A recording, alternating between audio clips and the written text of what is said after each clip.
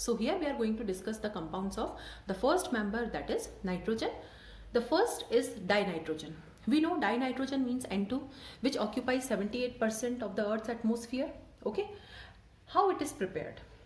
In laboratory, it is prepared by the reaction between aqueous solution of ammonium chloride and aqueous solution of sodium nitrite. What will happen? NaCl plus water and this nitrogen gas is evolved. Commercially, it can be prepared by liquefaction and fractional distillation of air.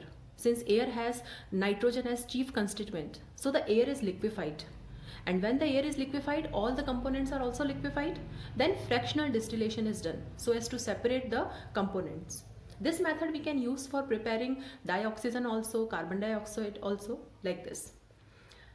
This is ammonium dichromate. When it is heated, we can get nitrogen gas. And this is barium azide. When it is heated, we can get nitrogen gas. So these are the methods for preparing or getting nitrogen gas.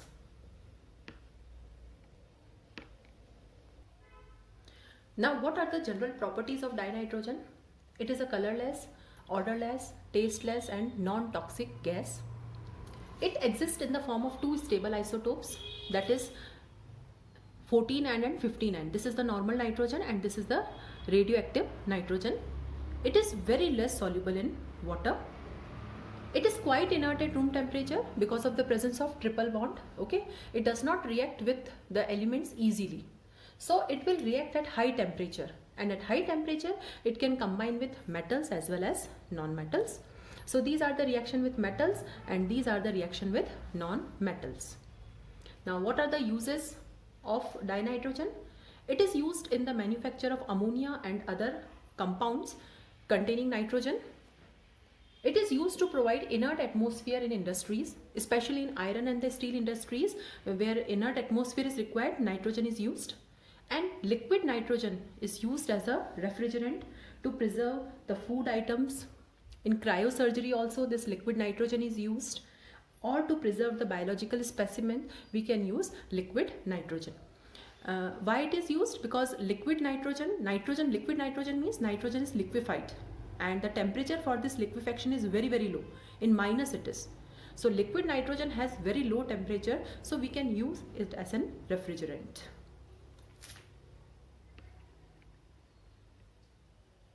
The next compound of nitrogen is very important. We know all of this compound, and this is ammonia. Okay, ammonia is present in air and soil in very less amount.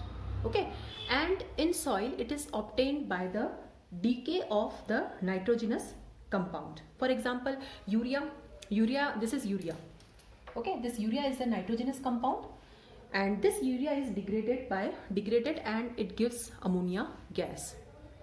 Now this is the laboratory method. This is ammonium chloride. You can take any salt of ammonia, you can take ammonium chloride, you can take ammonium sulfate, and it is hydrolyzed in the presence of base.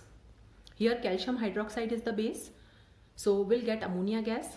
Okay, but on large scale it is prepared by Haber's process. This is very important method, and on large industrial scale we prepare ammonia by this method. This is the reaction. N2 plus 3H2 gives 2NH3, and here delta H is negative, means this reaction is exothermic. Now since the formation of ammonia is reversible reaction, therefore we have to apply one principle, that is very famous principle, Le Chatelier's principle. What is Le Chatelier principle? That if the reaction in equilibrium is subjected to change in temperature, pressure or any condition, the reaction will shift in that direction so as to minimize the effect of that change. Okay, this is Le Chatelier's principle, and Le Chatelier's principle we apply to reversible reactions so as to get maximum yield of the product. Now here the reaction will not complete to an end, because whatever ammonia is formed, that will again dissociate into nitrogen and hydrogen. So how to obtain the maximum yield of ammonia? So what we do, since the reaction is exothermic, we'll apply reverse of that, that is temperature is kept low. But according to kinetics, if we keep the temperature low, the reaction will not occur, because every reaction requires some minimum amount of energy, that is activation energy. So here the optimum temperature of 700 Kelvin is kept. Now high pressure, because the product has lesser number of moles. Okay, here the number of moles are 4 total and here 2, since the product formation has lesser number of moles. So pressure is kept high around 200 atmospheres and we use catalysts like iron oxide, Al2O3 and K2O. Earlier iron was used as catalyst and molybdenum was used as promoter, but nowadays it is replaced by a mixture of iron oxide, aluminium oxide and potassium oxide. So this is all about the preparation method of ammonia. Now some important properties of ammonia gas. The first is it is a colorless gas with pungent odor. Okay, we can detect ammonia gas by its smell itself. Its melting point and boiling point are very high due to intermolecular hydrogen bonds. Okay, ammonia has tendency to make hydrogen bonds, okay, like this. This is intermolecular H bond. And because of this, the melting points and boiling points are high. The structure of ammonia is pyramidal. Okay, there is one lone pair of electron on nitrogen atom. The bond angle is 107 degree. Hybridization is sp3. Ammonia is highly soluble in water because it can make hydrogen bonds with water. So when ammonia is dissolved in water, we get NH4 plus and OH minus, and that's why its aqueous solution is slightly basic in nature. Okay, the aqueous solution is not strongly basic, it is slightly basic in nature. And because of this property, what this aqueous solution can do, it can precipitate the hydroxides of metals from their salt solution. Suppose we have zinc sulfate solution and if we add ammonium hydroxide to solution, what will happen? Zinc hydroxide will be precipitated and ammonium sulfide remains in the solution. So this ammonia can be used for the precipitation reaction also, and this we use in our salt analysis, that is qualitative analysis for precipitation of metals.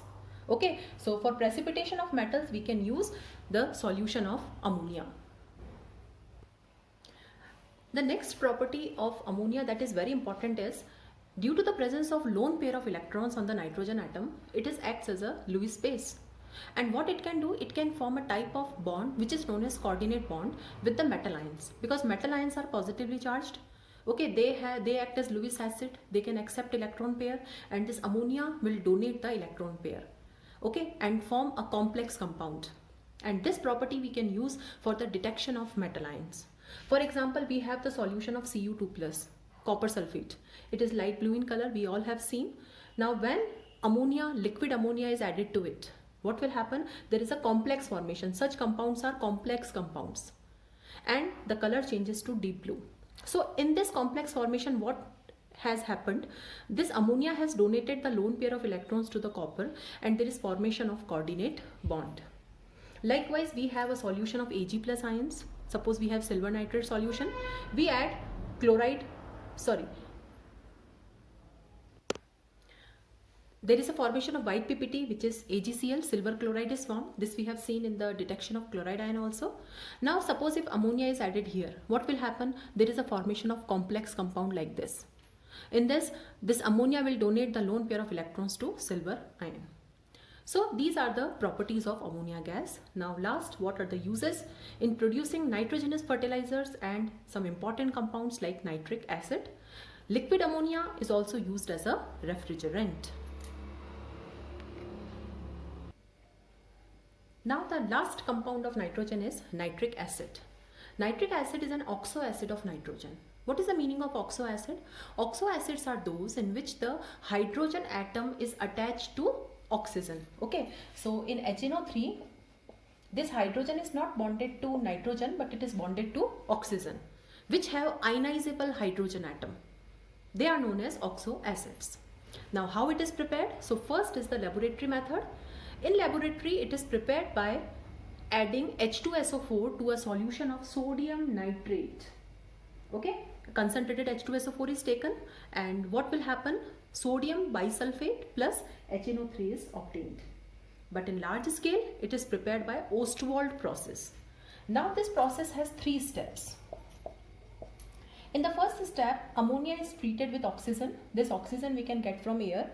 In the presence of platinum or rhodium gauge, this is acting as a catalyst. Temperature is 500 Kelvin. Pressure is 9 bar. We'll get NO, that is nitric oxide plus water. Now this NO is again combined with oxygen to form NO2, that is nitrogen dioxide, and this nitrogen dioxide is dissolved in water to give HNO3 plus NO. Since again we are getting this NO in the third step, so we can again use this NO here in the second step. So this NO can be recycled again and again. And HNO3 obtained here, it is concentrated. Okay, it is concentrated by distillation method, and we can get the strength as 68% by mass. So this was about the preparation of nitric acid. Now the properties of nitric acid: it is a colorless liquid, okay, and it is highly viscous liquid because of the presence of hydrogen bonding between the molecules. Okay, nitric acid has intermolecular hydrogen bonding, so the liquid is quite viscous. In the gaseous state, it has planar structure. Now you can see the hydrogen is attached to oxygen. This is known as ionizable hydrogen atom. This is known as oxoacid. In aqueous solution, it behaves as a strong acid, so it will give H3O plus ions. Okay, so it is a strong acid. Concentrated HNO3 is a very strong oxidizing agent, and it can attack even noble metals like gold and platinum. So, and we know if we want to dissolve gold and platinum, we have only one option, and that option is aqua regia. We have learnt about this. So aqua regia.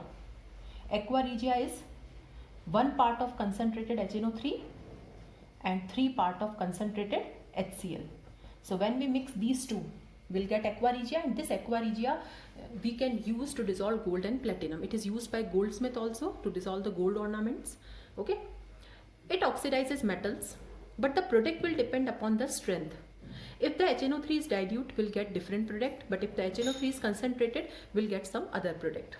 So copper gives copper nitrate plus NO in the presence of dilute, but concentrated it gives nitrogen dioxide.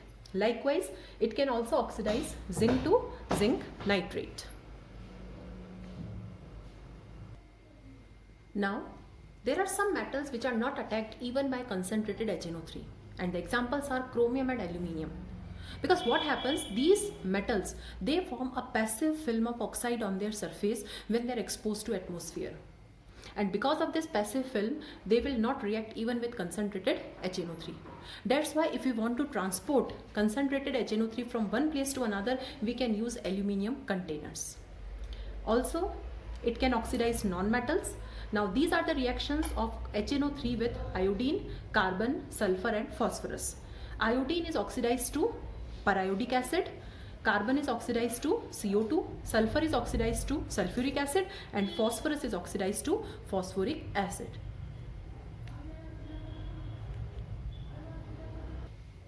The next is brown ring test for nitrate ion.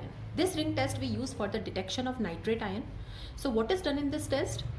The aqueous solution containing nitrate ion is taken. Suppose we have a salt which contains nitrate ion. So we'll dissolve that salt in water and we'll prepare the solution. Then to that solution, a freshly prepared ferrous sulfate solution is added. This is green color solution and it is freshly prepared.